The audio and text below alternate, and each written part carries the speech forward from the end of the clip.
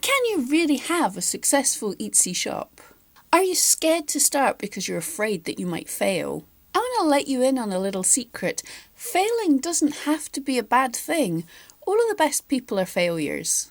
Did you know that James Dyson had over 5,000 failed prototypes in 15 years before finally creating that iconic vacuum cleaner? Thomas Edison was told by his teachers that he was too stupid to learn anything.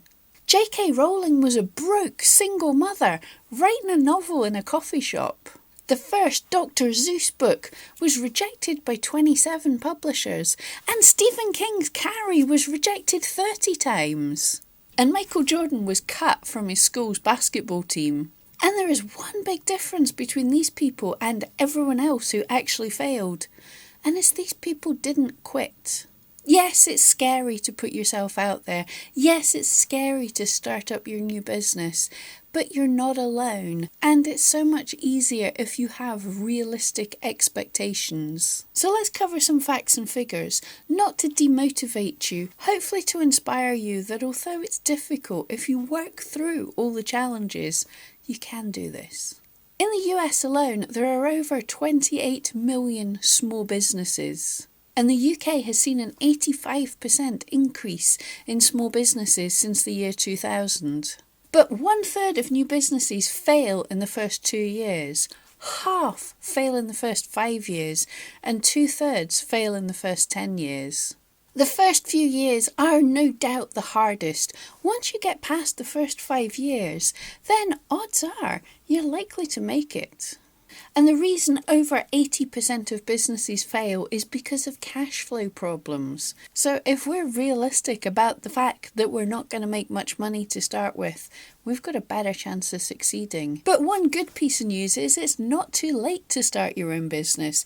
Did you know a 40-year-old starting their own business is twice as likely to succeed as a 25-year-old? And this is likely because of our experience and our expectations. We've done terrible jobs. We're not expecting so much. We might have a little bit of money backed up. We possibly have a better work ethic. And we've hopefully built up some transferable skills. Over the years, as an engineer, I learned how to experiment, which really helps me dealing with my stats in my shop. As a driving instructor, although that failed, I learned how to run my own business. I learned a little about marketing and about customer service. And even my degree that I'm not using now was not a total waste. There was one semester where we did something on business accounting. So all the years past can add up to some experience that I can repurpose to run my business. So let's really set down these expectations so we can get through those first few difficult years. So we can be confident that this is normal and we can stick with it.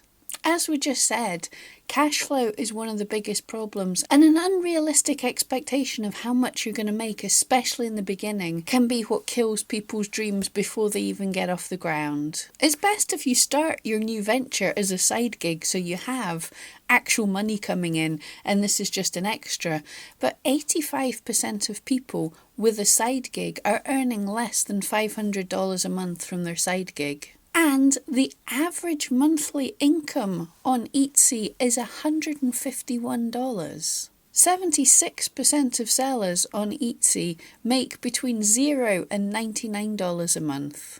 19% between $100 and $500 a month. 3% between $500 and $1,000 a month, and only 3% of sellers on Etsy are making over the annual minimum wage. So how can we stay focused and get into those top percentages of Etsy sellers? We know that learning to sell on Etsy is difficult.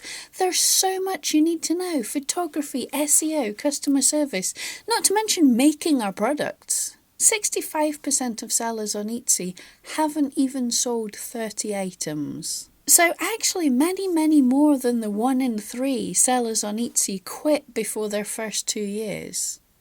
Many quit before they've even made the first sale. So this is likely to skew results, making things look a lot worse.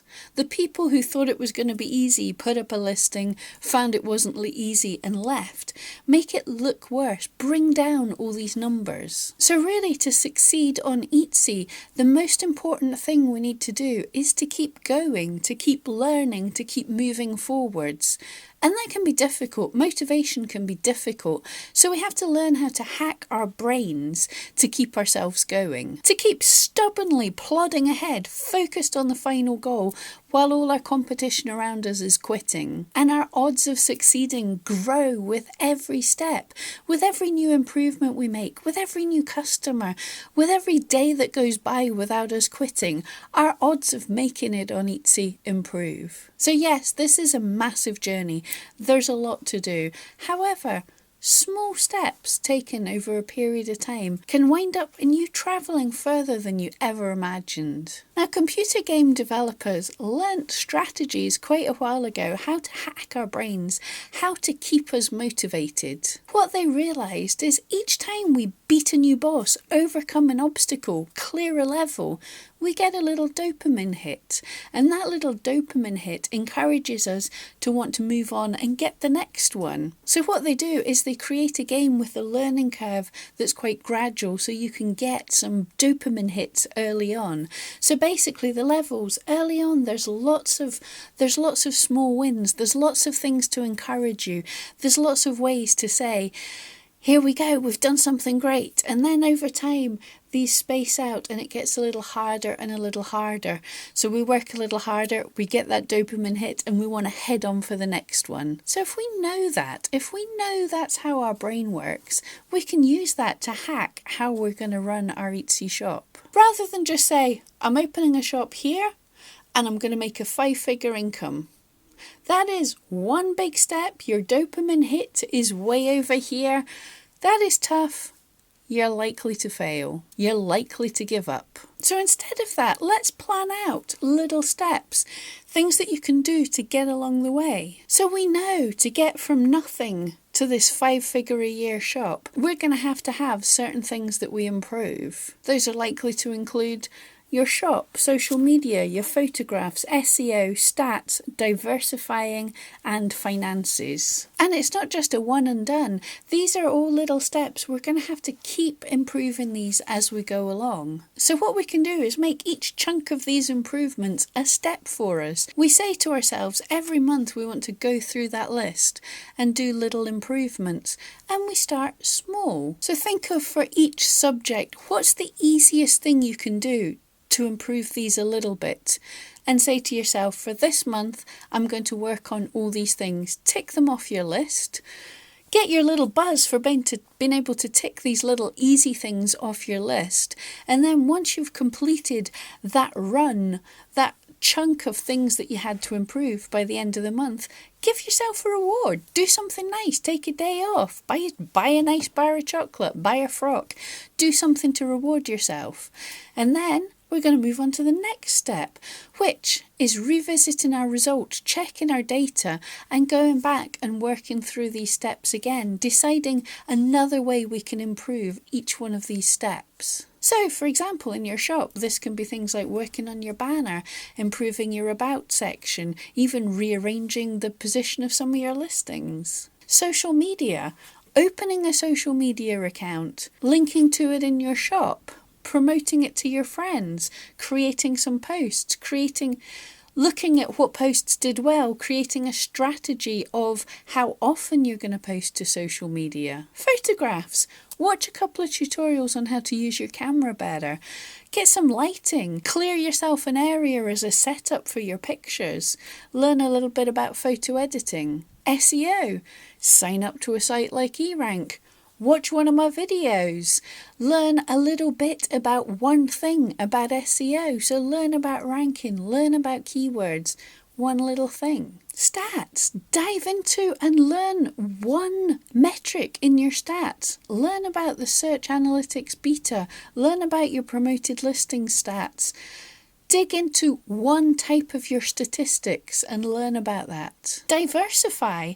This could be as simple as making a range in a different colour, trying a slightly different range, right up to walking into some bricks and mortar shops like a gallery and seeing if they want to sell your work. And finances. Watching some videos on bookkeeping, taking a course on bookkeeping, doing your books. So basically each time period, each month, each quarter, whatever you choose on, look at that list of things, decide the easiest ones that you can do right now and work through them. And then once you've done them and you've rewarded yourself, start again on the next step. Don't be focused too much on getting sales. Be focused on improving things and the sales will come. Now, in my next video, I'm going to talk about how you can use this even modest Etsy income to retire early with a pretty comfortable life. So you're going to want to click on my wee face to subscribe, even ring that bell so that you get warned when that video comes out. And while you're waiting, check out some of my other videos. Thank you so much. See you next time.